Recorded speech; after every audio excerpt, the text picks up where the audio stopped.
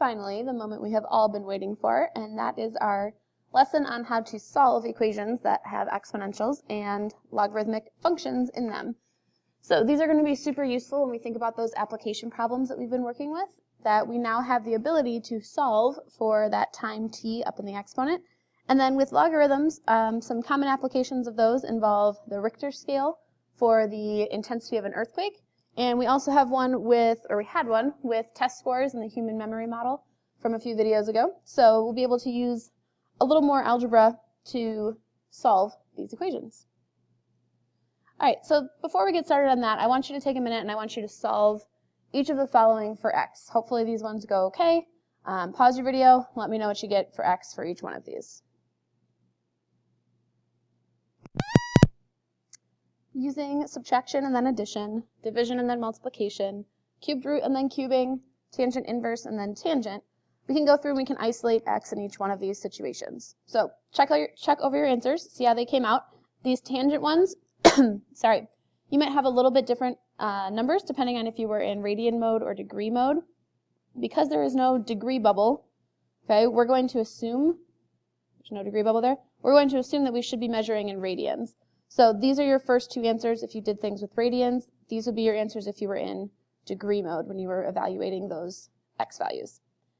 So if we think about this, why did we pick subtraction in the beginning? Well, subtraction will undo addition. Why do we pick addition? Well, addition will undo subtraction. And what you'll notice is that this addition problem turned into a subtraction problem for us to get the value of x. Likewise, this cubing problem turned into a cubed root for us to be able to find the value of x. So the relationship there is this concept of having an inverse relationship. If I tie a shoe and then I untie a shoe, I'm right back to where I started. So that's why we are isolating x in that way. So then, I guess it's on my next slide, we get to this concept. 3 to the x equals 4, and log base 3 of x equals 4. So looking at this first one, we have an exponential, and we would like to get x by itself. Well, in this one we had addition, and we wanted to get x by itself, so we used the inverse function to isolate x. And we all remember that the inverse function of an exponential is going to be a logarithm. So I'm going to take a log base 3 of the left side to get rid of that exponential. But if I do that on the left, I need to do that on the right. In which case, these are going, I can use my power property. This is going to swing down in front.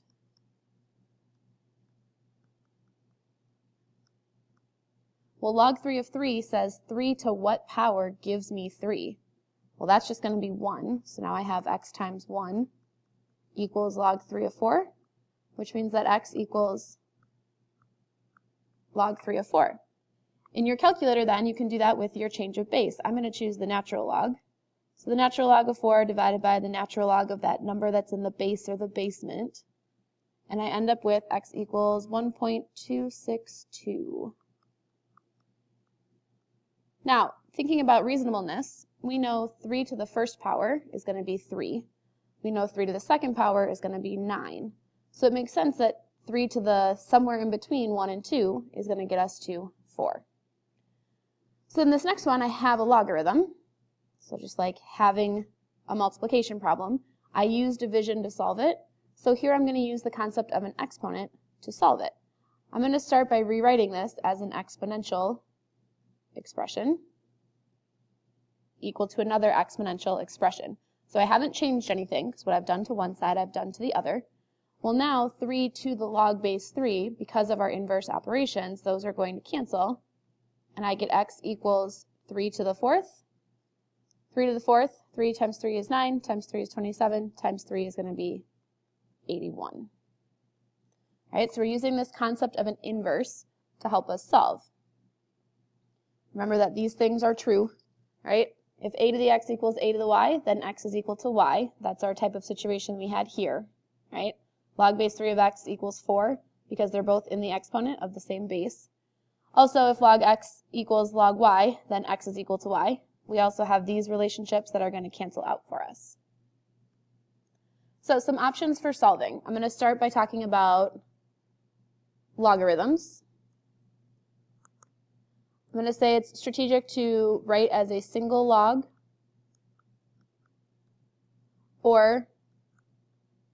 log of something equals, I should use base b there because it could be any base, something, and then your somethings are going to end up being equal. And I'm also going to say once you have a single logarithm, use an exponent, well, really an exponential function to solve. So then that leads us to, how do I solve an exponential?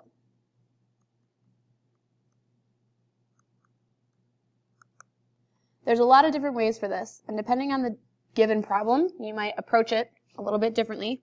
So for an exponential, you can rewrite in the same base. I'll show you examples of all of these, don't worry. You can write it in the same base. You can take a log b of both sides, which will then use change of base formula, because if your calculator doesn't have the fancy change in log base on its own, you're going to have to do that.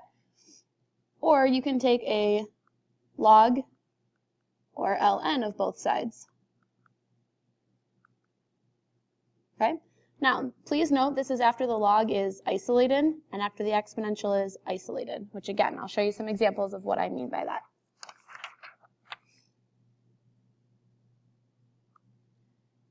Go ahead and put that in your notes, actually. Right? Because we're solving an equation, we're trying to get things away from x so that we can get x by itself. So, solve for x. There are many approaches, like I just mentioned. This first one I'm going to say is an example of something we can rewrite in the same base. Because when I look at 3 to the sum power, I should be able to look at 27 and say, okay, I could write that as a base of 3. Well, I know 27 is 3 to the third power, and that's equal to 3 to the x. And that means because we have the same base, I can look at just this part and say x is equal to 3. Showing you another method, I'll show you using log base b of both sides. I know you don't have a ton of room, but try to do your best. So I could take log base 3, because 3 was my base of my exponential, equals log 3 of 27. Power property says I can bring this x down in front. Log 3 of 3 is going to be 1, equals log 3 of 27, in which case x is equal to the natural log of 27 over the natural log of 3, or you could use log of 27 over log of 3, that number in the basement, right, in the base, and then use your calculator. Your calculator will in fact show you that x is equal to 3. Our last method then would be from the very beginning to take either a natural log or a common log, your choice. I like to use the natural log. Power property says I can swing this x down in front. This time the natural log of 3 doesn't just go away. Instead, I'm going to need to divide by it because I created a multiplication problem. So to get rid of this multiplication, I'm going to need to divide. And you'll notice I get the same answer here that I got here. Looks similar to this one. And if I do this in my calculator, the natural log of 27 divided by the natural log of 3, I actually get to this same answer as well. So there's a lot of different ways to solve these. Using the logarithm, either the natural log or log base 10, the common log, is going to be kind of your fail-proof way because you have those buttons on your calculator. But some students like to use their change of base on their calculator. Some students are okay with rewriting and using change of base formula. There's kind of some personal preference that goes into it here. Rewriting is the same base. I really would encourage you to do this if you can see it pretty easily. If it's going to take you a little while to rewrite in the same base, then I would just jump to using logarithms. Similar to when we were factoring, if it takes you too long to think about how this thing is going to factor, jump to the quadratic formula instead because it's going to get you to the right solution every time. So looking at this one, I can definitely see that there's a relationship between 2 and 4, and there's a relationship between 3 and 9. So if I rewrite this side over here, I could write this as 2 squared over 3 squared. Well, using my properties of exponents, I know that that means what I really have is 2/3 squared. Well, that was still equal then to my 2/3 to the x power.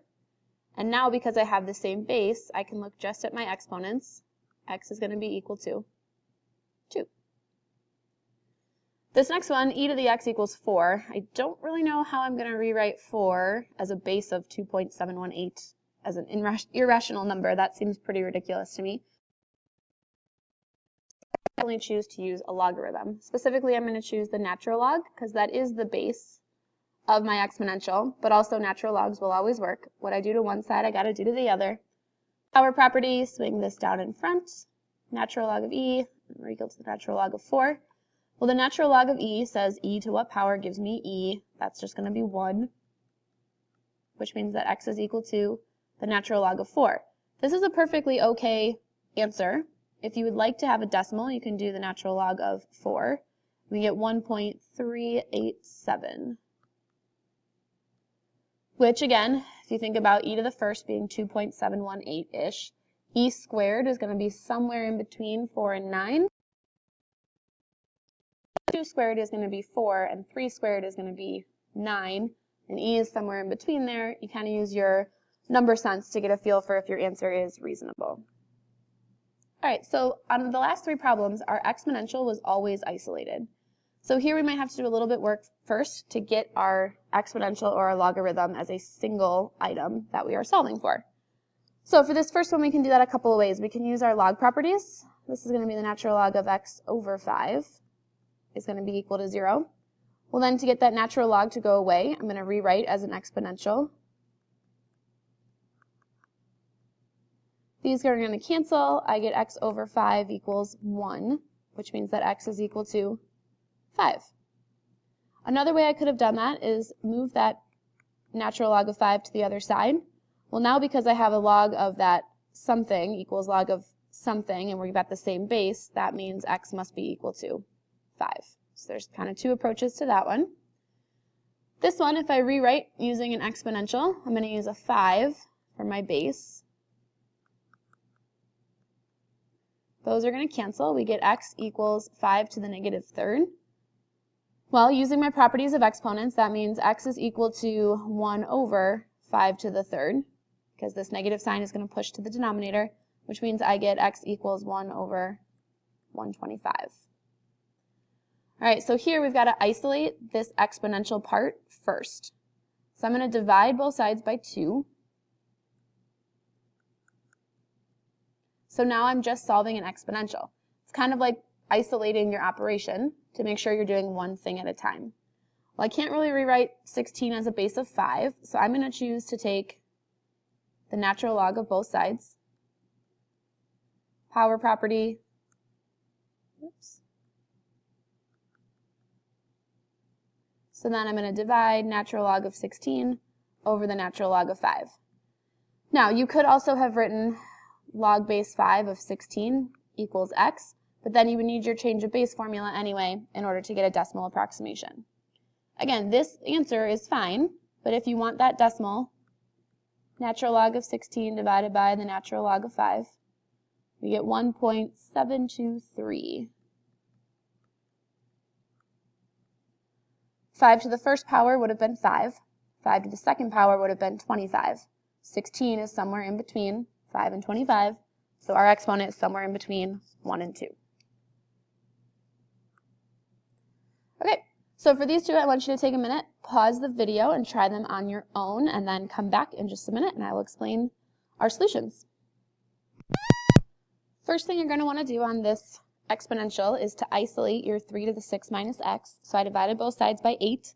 Then I took a natural log. Again, you could use common log or you could use log base 3, and swung this whole exponent, still on eraser, swung this whole exponent of 6 minus x down to the front, keeping that in parentheses.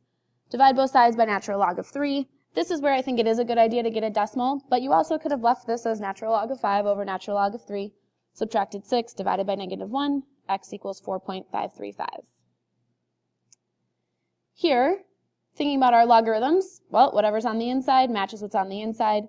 The other thing you could think about is rewriting both of these with an exponential of 9. Those are going to cancel, and you're still left with x equals 5.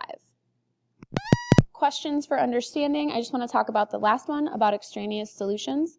Your domain of a logarithm is 0 to infinity, which means you can't have negative inputs or 0 as an input. So when you get an answer to a log problem, you want to go back and check for extraneous.